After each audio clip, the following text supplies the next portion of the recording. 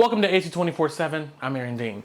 Today marks the 22nd anniversary of the September 11 attacks on the World Trade Center and the Pentagon, as well as the crash of United Airlines Flight 93. Vice President Harris arrived at LaGuardia International Airport in Queens, New York this morning. Harris will participate in the 9/11 Commemoration Ceremony at the National September 11 Memorial and Museum in New York City. The event traditionally includes an in-person reading of the names by victims' family members, as well as 6 moments of silence recognizing when both World Trade Center towers were struck and fell, when the Pentagon was attacked, and when Flight 93 crashed.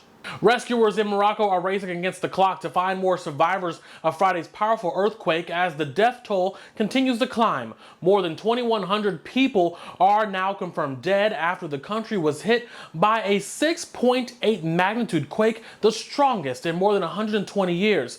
The Advocate Channel has more from Morocco.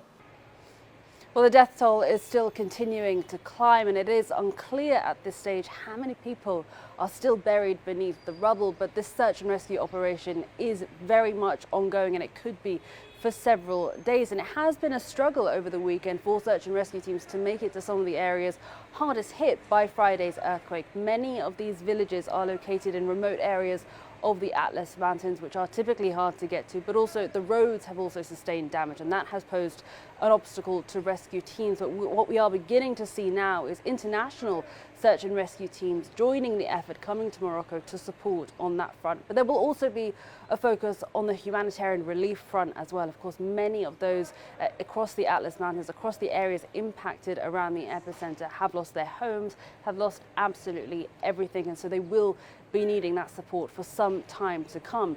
Here in Marrakesh, what we have seen over the weekend for 3 nights in a row now actually is families sleeping in the street, choosing to sleep outside for fear of another aftershock or potentially another earthquake. Many have said that they're too afraid that their homes aren't safe and that the structures of their buildings could give way. So that is a real fear for many across the country in those areas impacted by the earthquake. But we have seen an outpouring of community support as well. There has been a real push for people to go out and donate blood. We've seen queues of people lining up to support on that front, and we're beginning to see people gathering crucial items for those impacted, loading vans and traveling onwards to the areas impacted to support with the humanitarian relief effort. But this is going to be a process that takes days, if not months, and when it comes to the recovery effort, the rebuild effort, that could take years.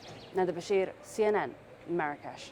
Some Americans say that they have problems finding at-home COVID tests amid a recent increase in the number of cases and hospitalizations in the country. But pharmacies and manufacturers say there is no shortage of tests. Major pharmacy chains include CVS, Walgreens, and Rite Aid all have reported having an increase in sales of the testing kits. However, they all say that they have the inventory to meet the testing needs of their customers. Manufacturers put the blame on any issues on finding tests on the sudden increase in demand and not a slump in production. In fact, some manufacturers say that they are ramping up production in preparation for the fall virus season. And while the Biden administration is no longer offering free test kits in the mail, no-cost COVID testing sites are still available nationwide and can be found through the CDC's website.